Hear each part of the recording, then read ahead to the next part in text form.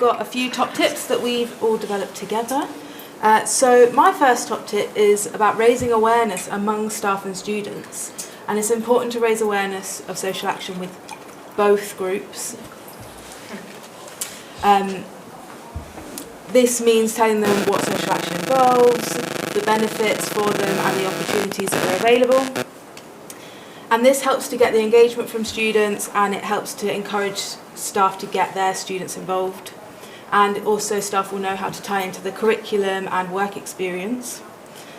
Awareness can be raised through things like posters and leaflets that can be distributed on campus and online, resources about social action that can be distributed in emails, meetings and on posters, training for staff to give them more in-depth information about what social action is, inductions for students to give an overview about what's involved, stalls on campus to discuss opportunities and so students can learn more and come along and have a chat.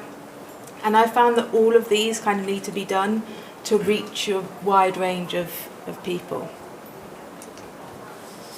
My second top tip is about embedding social action in different areas.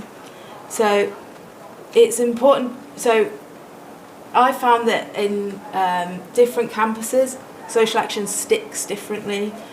For example, at Leeds City College, I work only with the enrichment team, and we deliver social action to departments during timetabled enrichment sessions, and I've made groups that students can sign up to voluntarily, like the Eco Action group. At Leeds College of Building, I work with predominantly the work experience team, and work on things that are beneficial to the students' course and their skills development, and things that can count towards work experience. At Harrogate, I do a bit of both, do some work experience for students that are struggling with placements for whatever reason, enrichment with pre-existing groups and creating other voluntary opportunities, and they've also introduced something called life skills to help upskill their students, and they've embedded social action within that. And then at Leeds Conservatoire, it's a higher education, and I work with the student union with reps from the SU and providing voluntary opportunities to the students. And another tip is finding groups that already exist and working together with them. For example, at Harrogate, I work with the enrichment team, and they already had an LGBTQ+ group. And during the History Month, the enrichment coordinator wanted me to do a social action project with the students. It was a student-led project, and they planned a fundraiser for a local charity, Yorkshire Mesmac. It was a huge success, and the students became addicted to social action fundraising and continued to do more throughout the year because they loved it so much. In terms of targeting specific groups, I also focused on the pride groups and establishing them in the colleges that I was working at if they didn't already exist. But it's not a question whether there are LGBT plus identifying students in your colleges, it's a given.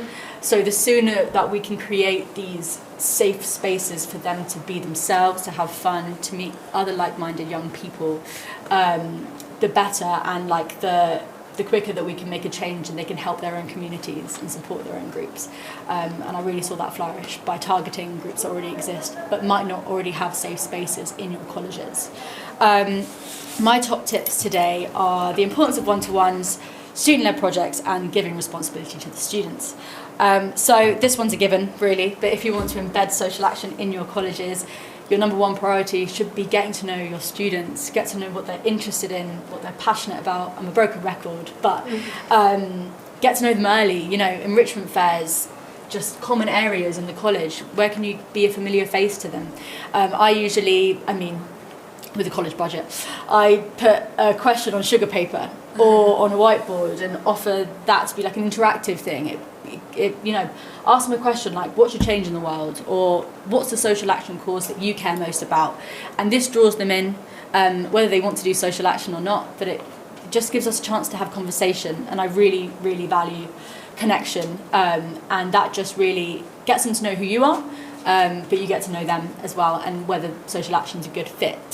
The biggest one, though, on this slide is the one-to-one. So last year I went on a 3-day Citizens UK leadership course. I don't know if any of you have done one. It's brilliant and I really recommend it. And if you don't know what a one-to-one is, it's a safe space outside of sessions where you put a bit of time aside to get to know your young people. So last year I put aside 15 to 30 minutes for to get to know members of my pride group and my social action group, which went over a couple of weeks. But I wrote down a few basic questions to ask them all. So I asked them, what drew them to social action or the pride group, a little bit about them, and what challenges and goals do they want to fulfil in that year, and how can I help them? And this really was so valuable. You can choose how much you want to share about yourself as well, but you might find that you have the same link of favourite film or music artist, and that just makes your connection grow stronger. But yeah, I do really recommend you taking some time aside and getting to know. If you have small groups, they get to know you, you get to know them, and it really helps. It just makes your job easier in giving them challenges throughout the year and letting them just achieve those goals. I want to welcome Richard for our next point. Top tip 2, encourage student-led opportunities. So, as educators, we often think that we know what concerns young people and the kind of activities that they'd be interested in getting involved in. But students will always surprise us, and they will reveal interests and passions that we're unaware of, and they are connected with their communities in ways that we are often not. And so, therefore, we must listen to young people. We must take every opportunity that we possibly can to ask young people what concerns them, to explore that listening, and then give the students the opportunity to lead on the opportunity.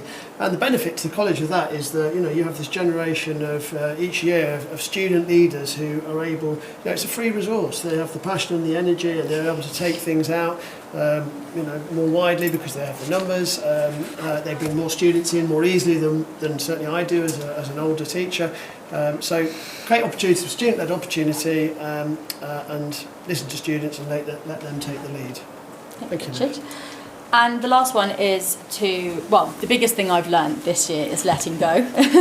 It's so easy to be like, I don't want them to go through a bad project and it's unsuccessful, but just step back. I need to step back. It's really hard, but they do it better. They do, as much as you don't admit it, they do things that we can't even think of doing, and it's just incredible to see. And yeah, this is a lot of reflective journals from me this year, being like, I let go and it was okay. And I was too stressed and it was okay. But yeah, let them do it. Give them the responsibility, because it gives them a sense of purpose. And even just this, and I'm finishing, this image of Ashrafi here, who on our tea and coffee days, she'd never made a cup of coffee before. Her family didn't drink coffee, so this is just something where you give them responsibility, they learn something new, even in the smallest way, and it gives them that sense of purpose. Thank you. And I'll give it to Aldrich for his top tips. Thank you. That coffee thing was very familiar, because I didn't know how to make a cup of coffee before I went to the Students' Union.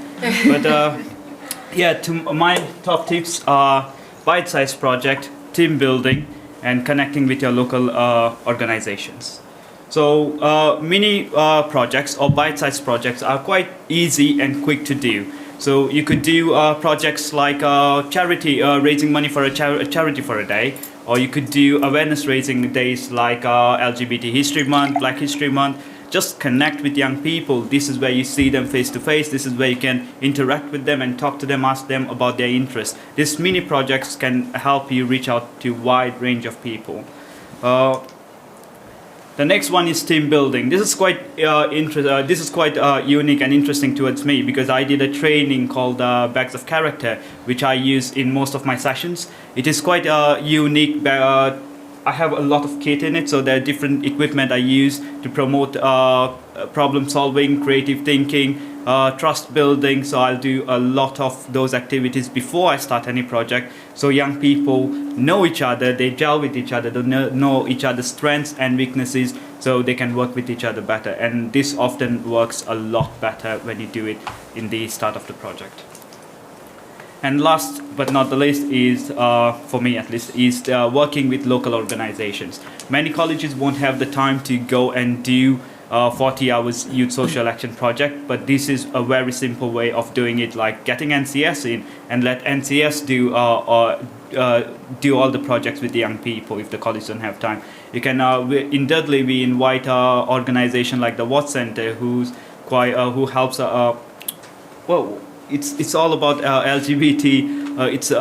I forgot my words there, but basically they support the LGBTQ community. They provide sexual health testing on site and loads of other benefits. Working with them, we work well here for youth, Brook.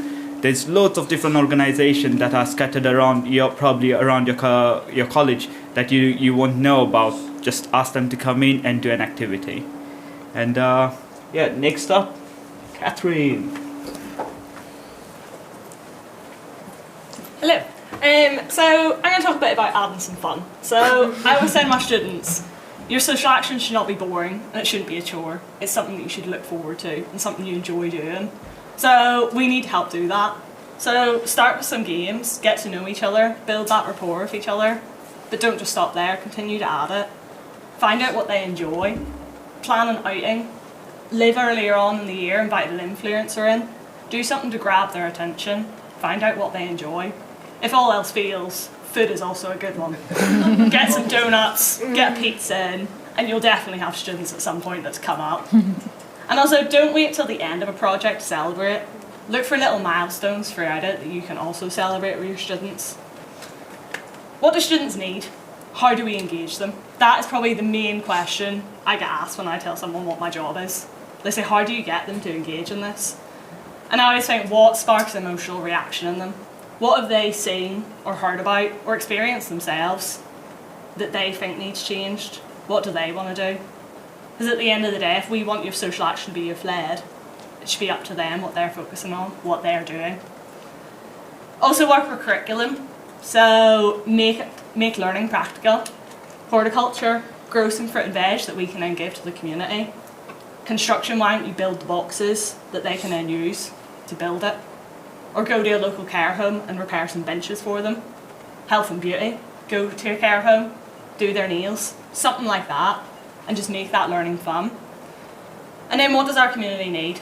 So that's a really important one for when it comes to your social action, because all that we're doing is to make a positive difference in our communities. And the easiest way to know what that is to reach out to the community themselves. Invite charities in, invite community members in, invite people with past experiences in. I had a group of students who were focusing on alcohol and drug charity. So we invited someone in who had been through addiction himself, had been to prison, and now is in recovery. And that just gave them the motivation to do it.